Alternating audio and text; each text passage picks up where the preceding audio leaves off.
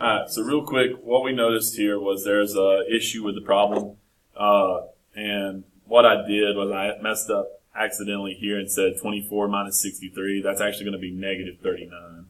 So make sure you correct that mistake, but the answer, actually I still worked the answer out correctly, so this does still work out for you. Alright, so continuing on with our problems, we got number 9.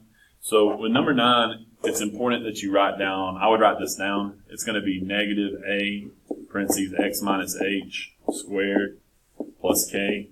And all that represents is this negative h, or negative is going to be reflections. So when you have that negative out in front, that's going to reflect across the x-axis, and that's the only axis you can reflect across with these.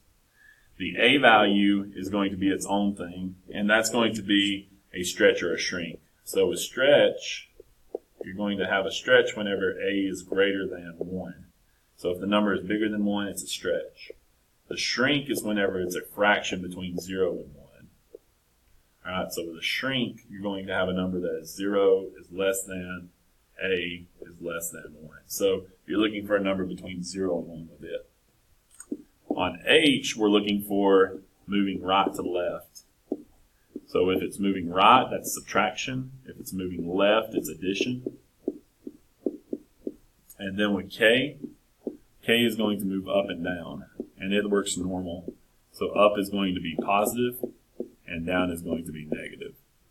So in this problem, you have a negative. So that negative there tells me that that's a reflection across the x. So you can write reflect across the x-axis.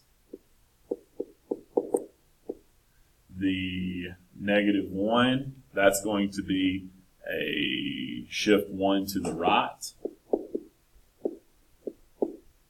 And the 2 is going to be a stretch vertically. So that's stretch. On B, you have 1/2. That's going to be a shrink vertically. And then the only other one is going to be the 5, and that's plus 5 on the end, so that's going to be up 5 units. So really easy to identify those parts. Just make sure I would study this and know how to work those out accordingly. Moving over here to number 11, it says write the equation on the graph in vertex form. So I think I put arrows on there. So if you write this in vertex form, that's going to be y equals a, comma, x minus, or parentheses, x minus h squared plus k. So here you need to know 3 things. You need to know a, you need to know h, and you need to know k. So in this one, a is obviously going to be negative because it's turned down, so we're going to make that a negative 1. H and k are going to be the vertex here, so that's going to be located at negative 2, positive 4. So that's going to make this negative 2, h, and k is going to be positive 4. So when we write that down, we're going to have a is negative 1, parentheses x. H is going to be negative 2, so since this is negative h, it's going to change it to positive 2 squared, and then k is going to be 4, so then we write plus 4.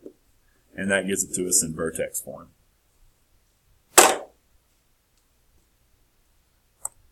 Number 10, we want to factor, so that's diamond method. So when we factor this, we take a times c, which is going to be negative 27. And then b is going to be negative 6. So 2 numbers that multiply to give me negative 27, but add to give me negative 6 are negative 9 and positive 3. So since we had a 1p out in front, we're going to take that 1p and put it on top and see if we can reduce our fractions. So 1p over negative 9 will not reduce, which makes that p minus 9. And then the other one doesn't reduce either, so that's p, and that's a plus 3. So that'd be p plus 3. Remember, you can always check your work by fulling out to make sure you got it correct. Looking at this one, it does look like we have it correct. Question number 12, change this to an x. Now, f of x should not be f of x. That confuses you a little bit, makes it think y. This should be x, so that's a typo. All right, so from here, we know that the x values are going to be negative 1 and positive 2. So what I do is I write negative 1 comma some number, and then 2 comma some number. So for negative 1, I can look right here at x, where x is negative 1, and see that the y value is 16. So I write 16 in for its point. And then on the other one, on 2, we can see that it's going to be at 4. So that's going to be x1, y1, x2, y2. And then we set it up into our formula, m equals y2 minus y1 over x2 minus x1. So to solve this, we're going to substitute in what we know. So that's going to be m equals y2, which is 4, minus y1, which is 16, divided by x2, which is going to be 2, minus x1, which is negative 1. From here, we can get our final answer worked out. So 4 minus 16 is going to give us negative 12 on top. 4 minus negative 1 is going to be a positive 3 on bottom. So negative 12 divided by 3 is going to give us negative 4. And that will be our final answer. Another way you could look at this, you could have just looked at the difference in these. So the difference in 16 and 4 is it's subtracting 12. And then the difference in negative 1 and 2 is that it is adding 3. So then you could say negative 12 divided by 3 and get your negative 4 as well. So there's a couple different ways to do that problem. I suggest using the formula, and you'll have that formula on your formula sheet for the test. Number 13, just want you to find the end behavior. So here the key is paying attention to the a value. Here the a value is a negative 1. So anytime the a value is a negative, that tells us that the graph is going to open down. So if both of these are going down, they're going to go all the way down to negative infinity. So as x goes to the left, it's going to go down to negative infinity. As x goes to the right, it's going to go to negative infinity. So just keep in mind, if the a value is negative, they're both negative infinity. If the a value is positive, they're both positive infinity. On number 15, we're identifying the range. I did put the characteristics. So I did put arrows on the end of this to help you out. So here the domain, we know the domain is always negative infinity to positive infinity. So nobody should miss that question tomorrow. The range is going to be the lowest and highest. So the lowest this goes to is going to be negative infinity. The highest it goes to is the top of the vertex here, which is going to be located at 4. So we put 4, and then since there's a point there, it's a bracket. The x-intercepts are going to be negative 4, 0, and 0, 0. And we can see those being located here and here.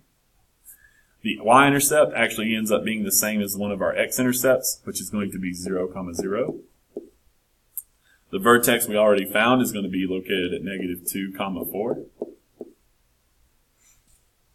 Our maximum or minimum, here we're going to have a maximum because it's opening downward. And that maximum is going to be the y value of 4, so y equals 4. We'll come back to interval of increase and decrease. The axis of symmetry is going to be the x part of the vertex, which crosses at negative 2. So that axis of symmetry is x equals negative 2. And we drew it on the graph, so we're good there. All right. Interval of increase to decrease. So increase to decrease, I'm going to take and start over here at negative infinity. I'm going to go all the way to the axis of symmetry, which is at negative 2. And I'm going to continue all the way out to infinity. So that's going to be from negative infinity all the way to negative 2. On this side, and then on the other side, it'll be from negative 2 to infinity. So when I look at this, I can see that it's increasing on this interval. So that tells me that increase is going to be negative infinity to negative 2. And then once I get up to this point, I'm going to start decreasing, which is going to be from negative 2 to infinity. So negative 2 to infinity would be my interval of decrease. Question number 14 and 16. 14 says, write a quadratic function in standard form given the graph. So with this graph, it's kind of hard to tell what this vertex is. So what I want to focus on is these x-intercepts. So since I know my x-intercepts, I know I can write this equation in intercept form. So just a real quick reminder, we've already did this. Intercept form is going to be y equals a, parentheses, x minus p, x minus q. And like I said, you can write p or q either way here. It doesn't matter. Commutative property lets you do that. So in this problem, we've got one of the p's is going to be here at negative 2. The other, in this case, q, would be at positive 3. So if we want to write this out, we know that it's a positive 1 because it's opening up. So we can say a is going to be positive 1. And then negative p, that means we need the opposite of our first one, so that's going to be positive 2. And then q, the opposite of positive 3, is negative 3. So we're going to have an x minus 3 for our second. Now, this gets it in intercept form. So to go to standard form, we need to multiply it out. So box strategy or FOIL. So x times x, that's going to give us x squared. 2x plus negative 3x is going to be negative x, and then 2 times negative 3 is going to be negative 6. So that's going to get it in standard form. And we know it's in standard form because when you look at this last number, that's the y-intercept, and you can see this y-intercept is located at negative 1, 2, 3, 4, 5, 6. So it works out perfectly for us. All right, last question is number 16. So if you look over at number 16, we're dealing with minimum value. So which has the lesser minimum value of the two functions and explain. So if we look at this problem, it's pretty easy to identify the minimum. That's going to be at 1. So we know for this graph, we're going to have a minimum at y equals 1. And then for our problem above that, we have an equation. So to find the minimum, I need to use negative b over 2a and then substitute it back in to solve. So y equals 4x squared minus x plus 3. So if I use negative b over 2a, that's going to be x equals negative b over 2a. So negative b is going to be a negative 1. So that's negative times negative 1 divided by 2 times a, which is 2 times 4. So if I solve that out, negative times negative 1 is going to be positive 1. And then 2 times 4 is going to be 8. So I come up with a 1/8 as my x value for this problem. Now, if I solve this on out, I can substitute it back into this equation for these x values. So that's going to be y equals 4, parentheses, 1/8 squared minus 1/8 plus 3. So using a calculator, I would substitute that in, especially since it has fractions. And remember, if you get stuck in one mode, you can switch back and forth between the modes using mode 1. So I hit mode 1 to clear my calculator back out, and I'm going to type in 4, parentheses, 1 over 8, parentheses squared, minus 1 over 8, parentheses, and then plus 3. So when I work that out, you can change it to a decimal if you need to, but you'll find that your minimum value, your y value here, is going to be 2.93. And we round that, it's actually 2.9375 if you want the full number. So when you compare these two, you had up here your minimum being y equals 1. Here we located our minimum for the equation is going to be 2.93. So if we want to determine which one has the lesser minimum y value, then we would go with the graph. And the reason for that is because the minimum y value is equal to 1 for that one, and the equation, the minimum y value, is equal to 2.9. All right, so I think we've covered every question on here. Just to kind of double check, we've got 16, 14. We've got 13 and 15 worked out fully. We did number 10 and 12, so we got those two worked out. My smart board's freezing up on me. There it goes. 9 and 11 we got taken care of. Number 6 and 8, we also talked about those. Number 6 is one that I definitely study. Number 5 and number 7, you can see that one worked out again as well. So we've got it worked out.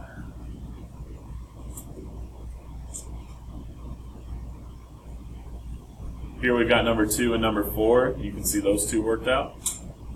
And then the last one, numbers 1 and 3. So review that. Make sure you have it written down in case I decide to take it up tomorrow. But I would double check any questions that I had and then watch the video again if you need to. And if you have any questions, feel free to email me. Thanks for watching.